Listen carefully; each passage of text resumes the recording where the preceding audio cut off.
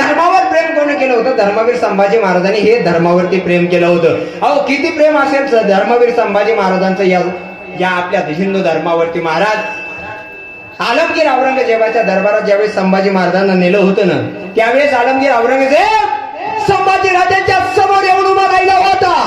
संभाजी राजांना म्हणत होता, शंभूराजे आप एक बार कहे दो ये हिंदू धर्म छोड़ने के लिए मैं तैयार हूँ.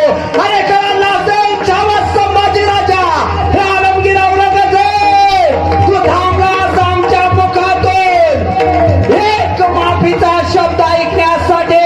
अरे हा संभाजी राजा मरेल पण नतमस्तक होणार नाही.